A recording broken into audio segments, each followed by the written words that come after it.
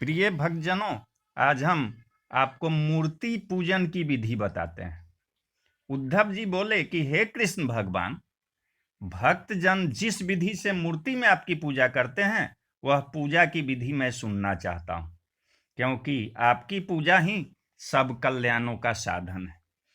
यही सब ऋषियों का मत है। इस विधि को ब्रह्मा जी ने आप ही के मुख से सुना था।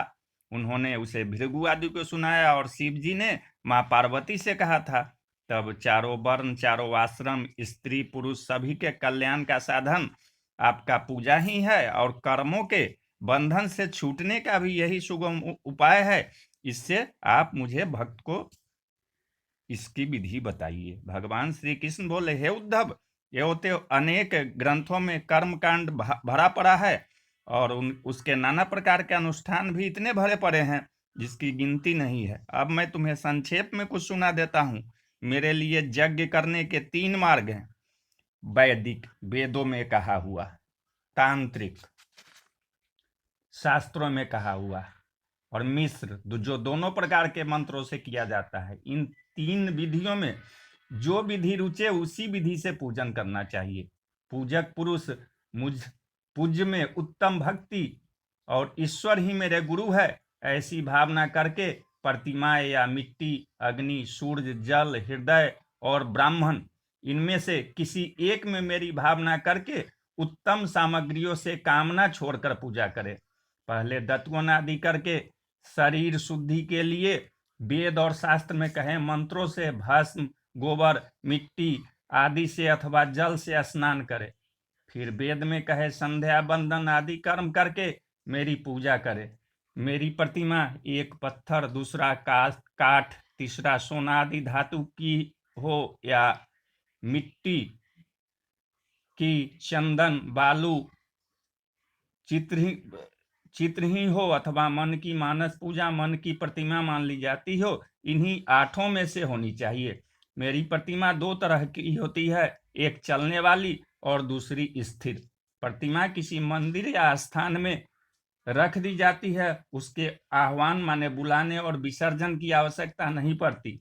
चलने वाले प्रतिमा में आह्वान और विसर्जन का विधान है। मनुष्य चाहे जैसा मानकर करे, इसका कोई विधि निषेध नहीं है। मिट्टी के पिंड में मेरी पूजा करता हो तो आह्वान विसर्जन का यह विधान है कि पहले मेरी प्रतिमा को स्नान करावे या जल ही छिड़क दे, और प्रतिमा में जो मेरे लिए देवे वह वस्तु उत्तम होनी चाहिए, और जो किसी प्रकार की कामना न करके मुझे पूजे तो चाहे जैसी वस्तु दे। यदि मन में पूजा करते हो तो मन के भीतर रहने वाली वस्तु को ही इकट्ठी करे। स्थान और अलंकार, वस्त्र, आभूषण देना केवल धातु, पत्थर और काठ की मूर्तियों में ही उत्तम है। यदि धरती में मेरा पूजन करे तो मंत्रों से उस स्थान में देवताओं की स्थापना करे। अग्नि में करना हो तो मंत्रों से ही घी की आहुति दें। सूर्य मंडल में करना हो तो अर्घ आदि दें। जल में पूजा जल से ही करे, क्योंकि जल मुझे अत्यंत प्यारा है। भक्तों का दिया एक भी बूंद जल मुझे प्रिय है, किंतु अभक्तों का गंध, धूप, दीप आदि मुझे नहीं भाता। पूजा की सब सामग्री जुटाकर कुश के आसन पर पूर्व की ओर मुख करके बैठें। फिर जल से अपने अंगों की शुद्धि करके जल छिड़कें और मूर्ति को पोंछ कर साफ करें।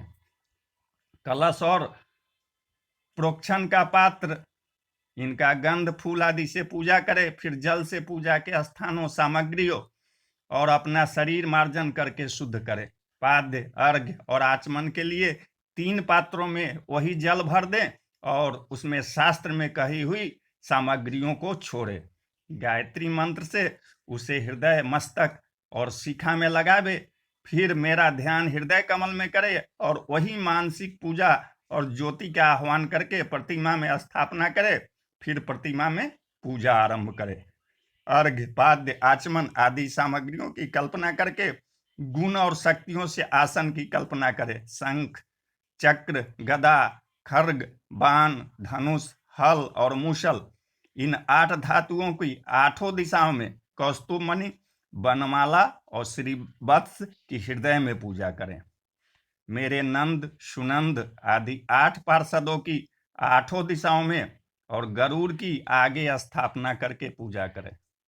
चारों कोनों में दुर्गा, गणेश, व्यास और विष्णुसेन दाहिनी ओर गुरु और 8 दिशाओं में इंद्र आदि लोकपालों की ऐसी कल्पना करें मानो ये सब ईश्वर की ओर मुख करके बैठे हैं। पूजा करें। शक्ति अनुसार चंदन, खस, कपूर, केसर, अगर आदि सुगंधित वस्तुओं से सुवासित किए जल से मुझे स्नान करावें।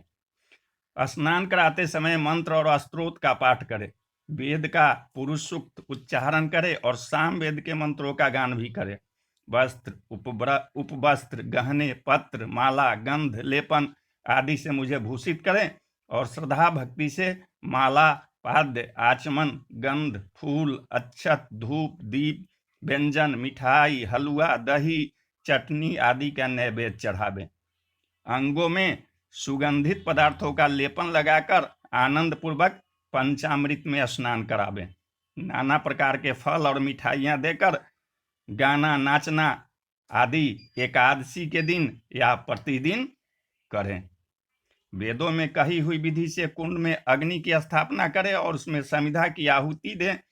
फिर मेरा उस अग्नि में ध्यान करें।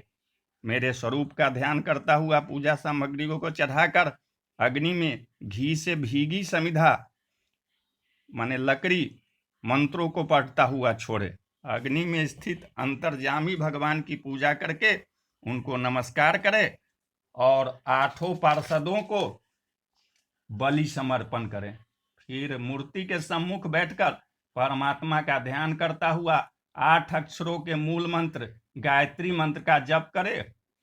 जप कर चुकने पर आचमन देकर प्रतिमा और अग्नि में परमात्मा का भोजन हो चुका ऐसा ध्यान करे और आसन देकर जूठन भाग विष्णुसेन को चढ़ावे और उनकी आज्ञा से मैं पाता हूं ऐसी भावना करके आप भोजन करें। इसके बाद सुगंधित फूल की अंजलि देकर मेरी लीला का गान करे और नाचता हुआ मेरी लीला की नकल करे। मेरी कथा लोगों को सुनावे और आप भी सुने। फिर पुराणों का स्तोत्र और वेद की स्तुति का पाठ करे और हे परमात्मन प्रसन्न हो ऐसा कहकर दंडवत करें। चरण पर माथ रखकर रक्षा करो ऐसा कहे और दाहिने हाथ से दाहिना पांव और बाएं हाथ से बायां पांव पकड़कर कहे, हे ईश्वर, मैं महाभयंकर पिशाच रूप मौत से डरकर आपकी शरण में आया हूं।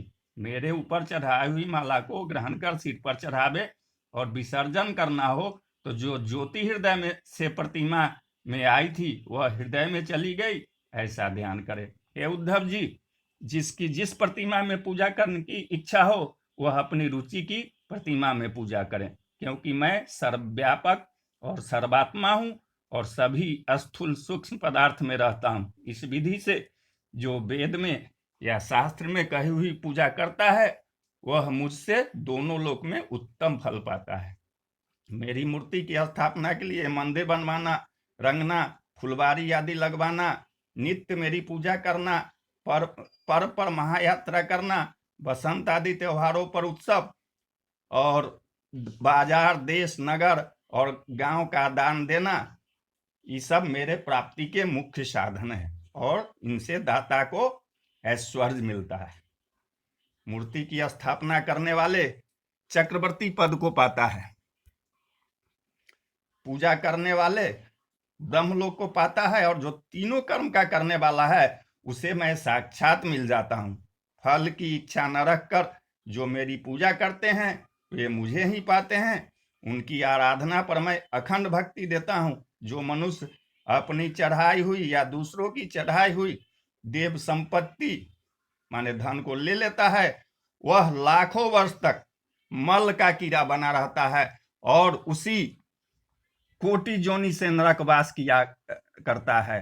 हरण करने वाले को या ऐसा करने में सहायता देने वाले को, प्रशंसा करने वाले को और उभारने वालों को, इन चारों को उस कर्म का फल भोगना पड़ता है, क्योंकि चारों उस कर्म के बराबर हिस्सेदार है। तो जय श्री हरि विष्णु।